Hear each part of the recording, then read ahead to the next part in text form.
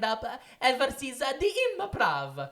Now, Chicago, here's the thing. Chicago is a great comedy town. Oh, amazing. General. Okay? Here comes Chicago. Is a butt coming? I don't know if there's a but. Is Chicago more known for improv because of the Second City versus stand-up? Which I think is an interesting question to pose because lots of amazing stand-ups have come out of this city. Tons. But, also, well, there's the but also a ton of comedians in general that are not really stand-ups, like your Amy Poehler's, your Tina Fey's, that came from the SNL, or that went to SNL, that came from the Second City, the I.O. They may have done stand-up. I don't really know enough of their past to know if they did. I'm sure they tried it, but they're not really known for that. So it's interesting because there's also that dynamic where, like, improv, you're kind of like in a group format, and it's all off the top of the dome. Not that stand-up isn't, but what people don't realize is exactly what you've alluded to earlier, Saint, which is people think that, comedy, these comics are just making this shit up. Fuck that, dude.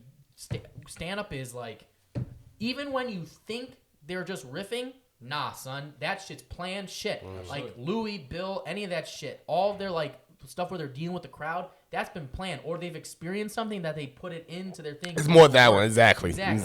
Which people, I feel like, don't get when they're going to a stand-up show. They just like, I'm gonna have some chuckles. But it's such... It's very strategic. What you do is an art. Not that improv isn't an art either, but like I agree. Yours is strategic. I agree. You have to craft it. And fuck, I could go on an improv stage and just fucking do whatever the fuck I want, basically. So I know there's a lot that I threw out there, but let's start with real quick. Let's start question number 1 I posed, which is, what do you think Chicago is more known for? Doing stand-up, but being kind of amidst the improv crowd, which I know you... That's an interesting question. That's a really good question. Never been asked that question. I've never thought about it like that. Don't tell me. I'm going to hear this shit for the rest of the week. My ego is because when people do stand-up versus improv, they usually just go, which one's better? And then, like, I've got that 50 million times. But never which one's that's the a city. Dumb question. Yeah. That's a dumb question. Yeah. They're both great. They're both great. Yeah. Like, that's not even a fair question. No. Which one? You ask. And you ask an improv person or then a stand-up. They're like, what do you think I'm going to say? Yeah, that's not even a question.